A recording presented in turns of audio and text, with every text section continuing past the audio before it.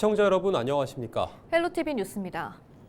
은평에 있는 보육원에서 퇴소한 청년이 타지에서 사망 후 무연고자로 홀로 남겨진 사연 전해드린 바 있는데요.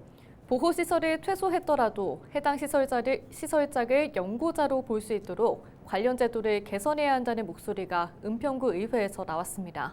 손성희 기자가 보도합니다. 자립준비 청년 진희 씨가 세상을 떠난 건 지난 4월 말. 고인에게는 보육원에서 함께 자란 친구들이 있었습니다. 친구들은 십시일반 돈을 모아 진희 씨의 장례를 치렀습니다. 진희 씨의 마지막 길이 외롭지 않게 지켜주고 싶었습니다. 하지만 고인은 무연고 사망자로 분류됐습니다. 무연고자의 유골은 5년 동안 가족이 찾지 않으면 집단 매장되거나 상골 처리됩니다. 친구들은 우리가 가족이라며 연고자 인정을 호소했지만 받아들여지지 않았습니다. 뒤늦게 친구나 이웃도 연고자로 인정할 수 있도록 한 보건복지부 지침이 있다는 걸 알게 됐지만 이미 무연고자로 행정처리가 된 상황. 친구들은 고인이 생활했던 보호시설의 장이라도 연고자로 인정해달라고 했지만 퇴소한 청년은 해당되지 않는다는 답변이 돌아왔습니다. 시설에서 생활을 하고 계신 분이라고 하면은 그 시설의 장이 연고자가 되실 수가 있는데, 근데 시설을 퇴소하게 되는 경우 그분을 연고자라고 볼 수는 없겠죠. 지난 20일 열린 은평구의회 본회의에서 5분 발언에 나선 이미경 의원은 무연고 사망자의 연고자 해석 기준과 행정의 한계를 지적하며 누구도 홀로 떠나지 않는 사회를 만들기 위해 관심과 지원이 필요하다고 강조했습니다. 친구들은 우리가 가족이다라며 연고자로 인정받아 자신들이 마련한 일반 추모관으로 옮기고 싶어 했지만 행정 결과가 반영되지 않았습니다. 법적 기준과 실제 현실의 괴리 속에 아직도 온전히 친구를 떠나보내지 못한 상황입니다. 무연고 사망자 수는 최근 4년 새 은평구에서는 37.5%, 서울 전체로 보면 무려 60% 넘게 증가했습니다.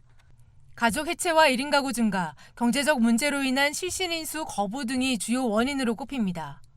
더 큰 문제는 자립준비 청년 등 다양한 연령층으로 확대되고 있다는 점. 이 의원은 자립준비 청년의 연고자 범위를 확대할 필요성이 있다고 강조했습니다.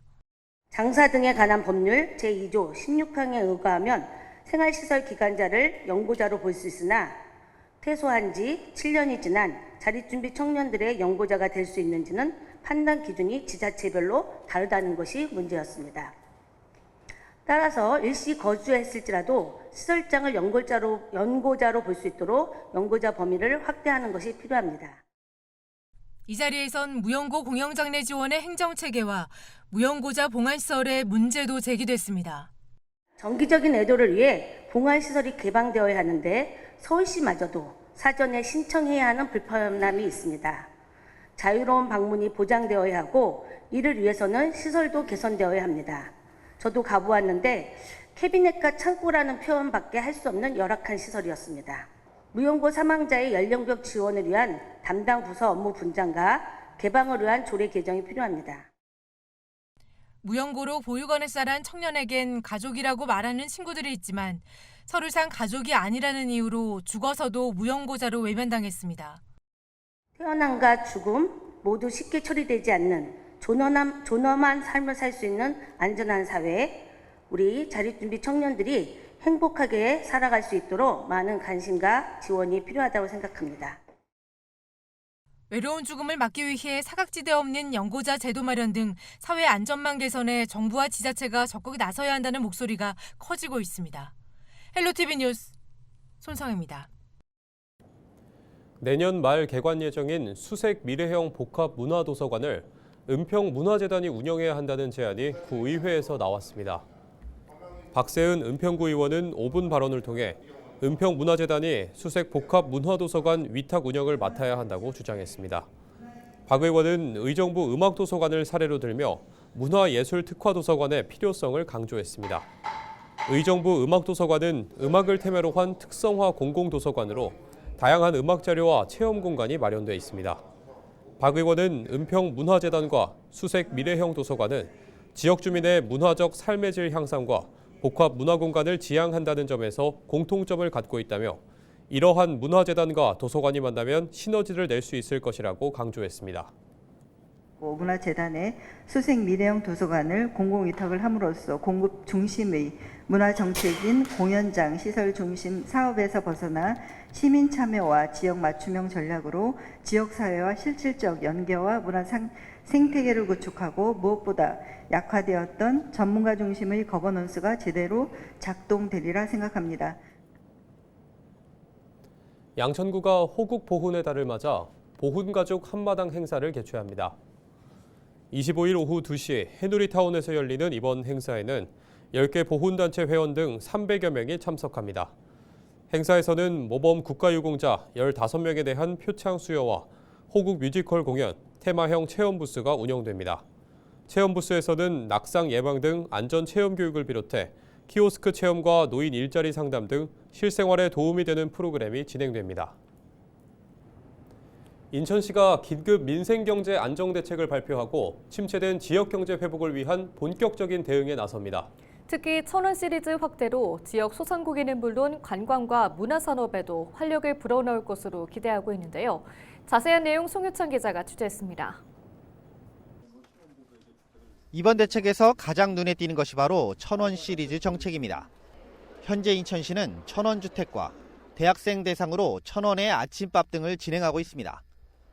여기에 시민이 실질적으로 체감할 수 있는 소비 혜택을 제공하겠다는 것입니다. 우선 기존 소상공인 반값 택배 정책을 보완해 소상공인 천원 택배로 바꾸기로 했습니다. 택배비를 1,000원으로 더욱 낮춰 소상공인의 물류비 부담을 줄이기로 한 것. 기존 인천 아이 바다패스 역시 섬주민의 여객선 운임을 기존 1,500원에서 1,000원으로 조정해 교통비 부담을 완화하기로 했습니다. 시는 여기에 그치지 않고 1,000원 티켓도 함께 운영합니다. 전국 10,000명에게 인천의 문화와 관광, 체육 프로그램을 1,000원에 이용할 수 있도록 해 시민들의 문화 소비를 유도하고 지역 내 관광과 문화산업에도 활력을 불어넣을 것으로 기대하고 있습니다.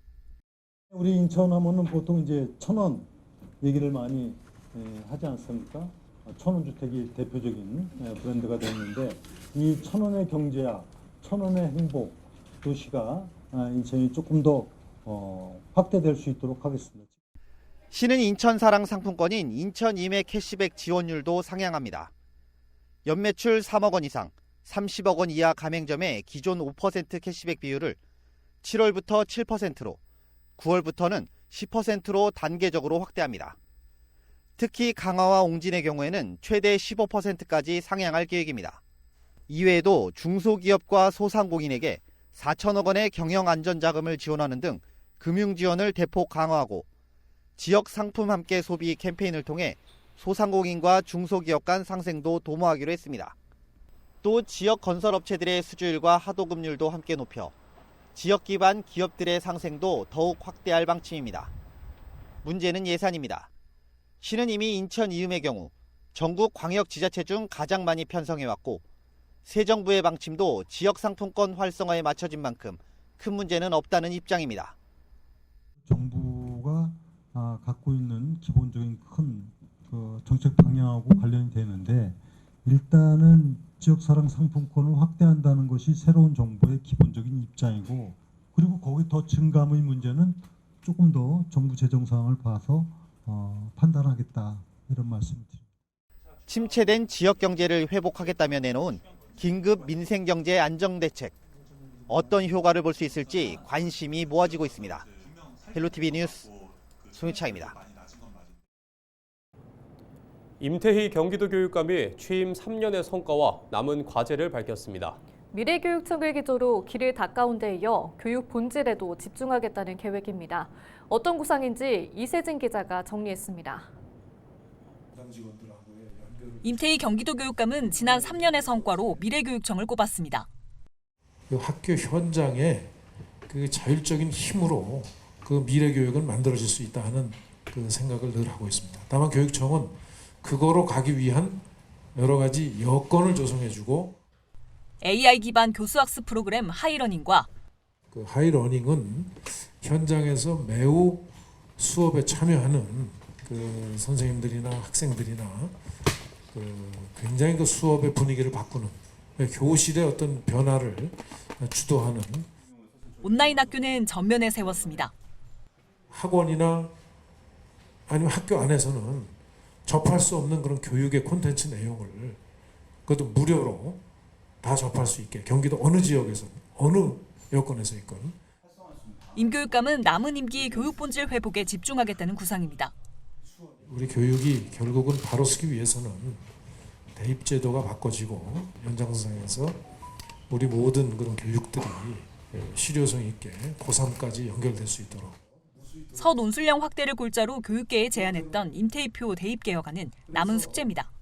자체 개발한 인공지능 기반 평가 시스템을 확대하려는 이유도 여기에 있습니다. 교육부하고 국가교육위원회하고 이제 구체적으로 교육과정 평가원하고 우리 시스템을 본격적으로 공유하고 문제가 있으면 보완할 거 보완하는 이런 절차를 거치면서 이제 최종적으로 2032년 대입제도를 최종 개편하는데 이런 것들이 이제 반영되도록. 임교육감은 재선 도전을 묻는 기자 질문에는 직보다는 업이 우선이라고 답했습니다. 그러면서도 교육감으로서의 업은 끝이 없다며 정책 완성에 대한 의지를 내비쳤습니다. 헬로티비 뉴스 이세진입니다. 1차 추경에서 소상공인 분야에 4조 원을 증액한 정부가 소상공인 경영부담 완화 3대 지원책을 발표했습니다. 중소벤처기업부는 먼저 연매출 3억 원 이하 소상공인에게 부담 경감 크레딧으로 50만 원 한도의 디지털 포인트를 지급합니다. 소상공인들은 공과금이나 4대 보험료 결제 시 카드 자동 차감으로 별도 증빙 없이 이용할 수 있습니다. 중기부는 또 중저신용 소상공인을 위한 보증서 담보부 신용카드인 비즈 플러스 카드도 발급합니다.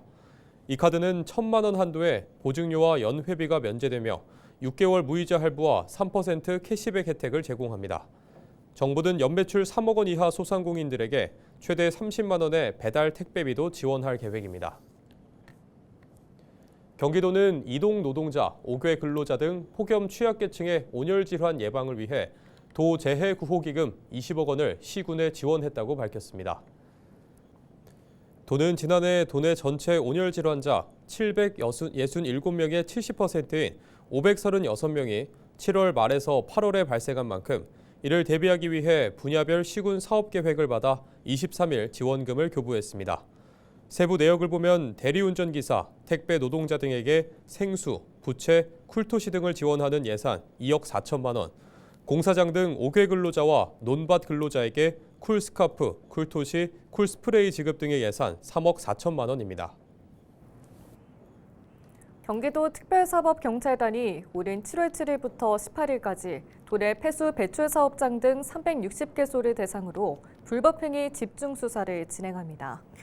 이번 수사는 집중호우기간을 틈탄 폐수 무단 방류 등 하천 오염 사태를 막기 위한 조치인데요.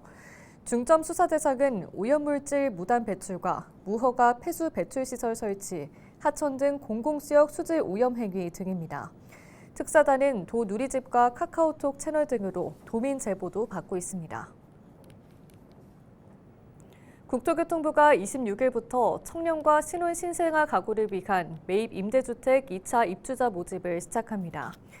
이번 모집 규모는 청년 2,508호와 신혼 신생아 가구 2,435호 등 총 4,943호인데요. 이르면 9월 말부터 입주할 수 있습니다. 청년 매입 임대주택 공급 대상은 미혼 청년 무주택자로 시세의 40에서 50% 수준 임대료로 최대 10년 동안 거주할 수 있습니다. 신혼 신생아 가구 매입 임대주택은 소득 수준에 따라 시세의 30에서 40% 수준 임대료 유형과 70에서 80% 수준 임대료 유형 등 두 가지를 공급합니다. 신생아 가구는 1순위 입주자로 우선 공급하며 결혼 7년 이내 신혼부부와 예비 신혼부부, 6세 이하 자녀를 양육하는 가구 등도 신혼 신생아 가구 매입 임대주택 모집에 신청할 수 있습니다.